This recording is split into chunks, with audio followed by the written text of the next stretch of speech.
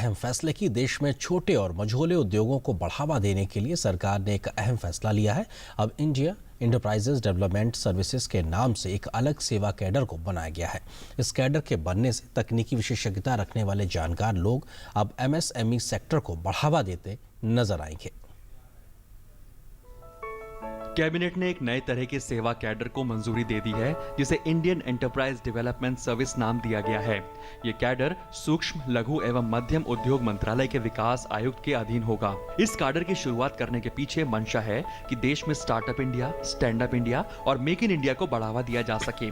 इस फैसले के बारे में जानकारी देते हुए सूक्ष्म, लघु एवं मध्यम उद्योग मंत्री कलराज मिश्र ने कहा है कि ये फैसला लेना बहुत जरूरी था, क्योंकि बीते कई दशकों में विकास के काम करने के तरीकों में बदलाव हुआ है, जिसके चलते इस प्रकार के एक निश्चित कैडर की जरूरत महसूस की जा रही थी।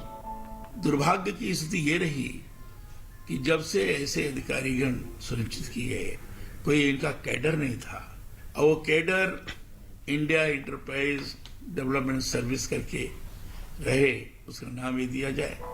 इस फैसले से न सिर्फ अधिकारियों और कर्मचारियों की वरिष्ठता क्रम में एक निश्चितता आएगी, बल्कि मंत्रालय के खर्चों में भी 34 लाख रुपए से ज्यादा की बचत होगी। इसमें किसी भी प्रकार का फाइनेंशियल इम्प्लीकेशन नहीं है, बल्कि इसके कारण थोड़ा बहुत फाइनेंस की मैंने हम उसको बचा भी रहे हैं।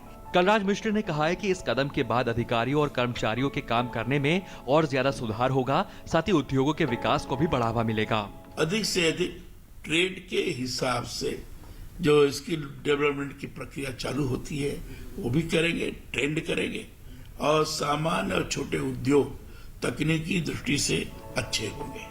इंडियन एंटरप्राइज डेवलपमेंट सर्विस के बनने से 11 तरह के ट्रेड इसमें समाहित हो जाएंगे, जिनके तहत बीते दशकों में भर्तियां होती रही हैं। इन सभी ट्रेड का गठन 50 और 60 के दशक में हुआ था।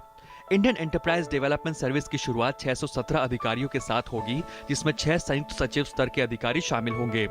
इसके अतिरिक्त 72 फील्ड ऑफिसर विकास आयुक्त के कार्यालय में और दिल्ली स्थित मुख्यालय में काम करते रहेंगे।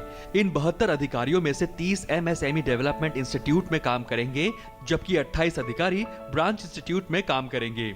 सूक्ष्म, लघु और मध्यम उद्योग मंत्रालय के तहत 1954 में विकास आयुक्त का गठन किया गया था। इस गठन के बाद से लेकर अब तक विकास आयुक्त कार्यालय छोटे उद्योगों को बढ़ावा देने और उन्हें हर प्रकार की सलाह देने की एजेंसी के रूप में काम करती रही है। सरकार के इस कैडर के गठन के फैसले के बाद से छोटे और मझोले उद्योगों को बहुत मदद मिलेगी, क्योंकि तकनीकी जानकारी रखने वाले अधिकारी अब इस दिशा में छोटे कारोबारियों की मदद करते नजर आएंगे। News night desk, DD news.